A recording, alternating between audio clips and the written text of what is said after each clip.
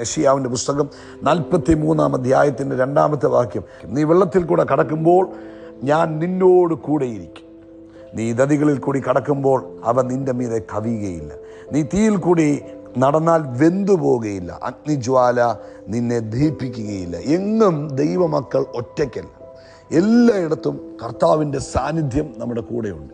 എത്ര വലിയ പ്രതിസന്ധികളിലൂടെ കടന്നുപോയാലും, എത്ര വലിയ പ്രശ്നങ്ങളുടെ നടുവിലൂടെയാണ് പോകുന്നതെങ്കിലും കർത്താവിൻ്റെ സാന്നിധ്യം നമ്മുടെ കൂടെയുണ്ട്. അതാണ് നമ്മുടെ ബലമെന്ന് പറയുന്നത്. വേദപുസ്തകത്തിൽ ഇങ്ങനെയാണ് പറയുന്നത്.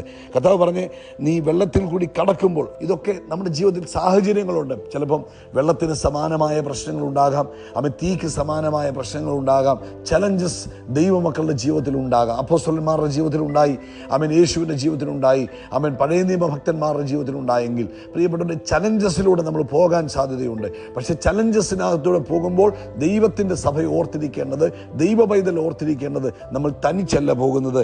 ഹല്ലേലൂയ, സ്തോത്രം. നമ്മൾ കൂടെ കർത്താവുണ്ട്. ഹല്ലേലൂയ.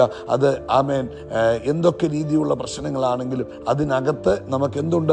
ഹല്ലേലൂയ, സ്തോത്രം. നമ്മുടെ ജീവിതത്തിൽ കർത്താവിൻ്റെ സാന്നിധ്യം നമുക്കുണ്ട്. ചിലർ വിചാരിക്കും, എന്തുകൊണ്ടാണ് ഇങ്ങനെ ചലഞ്ചസ് എൻ്റെ ജീവിതത്തിൽ വരുന്നത്? ചലഞ്ചസ് എന്ന് പറഞ്ഞാൽ നമുക്ക് യോഗ്യതയില്ലാഞ്ഞിട്ടല്ല, നമുക്ക് വിളിയുള്ളത് കൊണ്ടാണ് പലപ്പോഴും നമ്മുടെ മുമ്പിൽ ചലഞ്ചസ് വരുന്നത്. ഗോലിയാത്ത് എന്തുകൊണ്ടാണ് ദാവീദിൻ്റെ മുമ്പിൽ നിൽക്കുന്നത്? ദാവീദിൻ്റെ വിളി വലിയൊരു വിളിയാണ്. അപ്പോൾ ആ വലിയ വിളിയിലേക്ക് താൻ പ്രവേശിക്കണമെങ്കിൽ ഒരു എൻട്രൻസ് വേണം, ഒരു വാതിൽ തുറക്കപ്പെടണം. അതിനാണ് ഗോലിയാത്തിനെ കൊണ്ടുവന്നത്.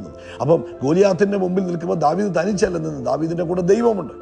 ശദ്രക്ക് മേശക്കിനെ ഓർത്ത് നോക്കിക്കുക, അവർ അഗ്നികുണ്ഡത്തിൽ വീഴുകയാണ്. എന്തുകൊണ്ടാണ് അഗ്നികുണ്ഡത്തിൽ വീണത്? അടുത്ത ലെവല് ഓപ്പൺ ആവുകയാണ്. അപ്പോൾ അവരുടെ കൂടെ അവർ തന്നെയല്ല തീയിൽ കിടക്കുന്നത്, അവരുടെ കൂടെ കർത്താവുണ്ട്. സിംഹത്തിന്റെ കുഴിയിൽ ദാനിയേൽ വീഴുമ്പോൾ ദാനിയേൽ തന്നെയല്ല, ദാനിയേലിന്റെ കൂടെ കർത്താവുണ്ട്. ഇതെല്ലാം എന്ത് ചെയ്തു? ഹല്ലേലൂയ. ഈ പ്രശ്നങ്ങളിലൂടെയൊക്കെ കടന്നുപോയെങ്കിലും അവരെ അടുത്ത ലെവലിലേക്ക് ഉയർത്തി. ഇനി ഒരു കാര്യം കൂടെ ഓർത്തോണം, അഗ്നിക്ക് സമമായ പ്രശ്നങ്ങൾ വരുമ്പോൾ അതിനകത്ത് നമ്മളെ ഒന്ന് റിഫൈൻ ചെയ്യുക ചെയ്ത്, നമ്മളെ ഒന്നുകൂടെ ശുദ്ധീകരിക്കും. എന്നിട്ടാണ് നമ്മൾ അതിനകത്തുനിന്ന് പുറത്തു വരുന്നത്. നമ്മൾ കുറച്ചുകൂടെ വിശ്വാസത്തിൽ ഉറച്ചു വരുവാൻ, കുറച്ചുകൂടെ നമ്മൾ ദൈവത്തിൽ തെളിയിക്കപ്പെടുന്നവരായിത്തീരും. അതുകൊണ്ട് ഈ ദിവസങ്ങളിൽ പ്രിയപ്പെട്ടവരെ, എന്ത് തരത്തിലുള്ള പ്രശ്നങ്ങളാണെങ്കിലും ഹല്ലേലൂയ, അയ്യോ വെള്ളത്തിന് സമമായ പ്രശ്നമാണോ, മുങ്ങിപ്പോകുമെന്ന് ഒരിക്കലും ചിന്തിക്കരുത്. കർത്താവ് നിങ്ങളുടെ കൈ പിടിച്ചിട്ടുണ്ട്. അഗ്നിക്ക് സമാനമായ പ്രശ്നമാണോ, ഒരിക്കലും നശിച്ചു പോകുമെന്ന് വിശ്വസിക്കരുത്. അതിനകത്തൊരു പ്യൂരിഫിക്കേഷൻ നടക്കുന്നുണ്ട്. കർത്താവ് നിങ്ങളെ പുറത്തു കൊണ്ടുവരികയാണ്. ഹല്ലേലൂയ. നിങ്ങൾ പുറത്തു വരുന്നേക്കന ഒരു ശകലം പോലും അതിൻ്റെ സ്മെല്ല് പോലും ഏക്കാതെ പൂർണ്ണതയോടെ ജയത്തോടാണ് ദൈവമക്കൾ പുറത്തു വരുന്നത്. കേട്ടോ, കർത്താവ് നിങ്ങളെ ഈ വചനത്താൽ അനുഗ്രഹിക്കട്ടെ. You are not alone. കർത്താവ് നിങ്ങളുടെ കൂടെയുണ്ട്.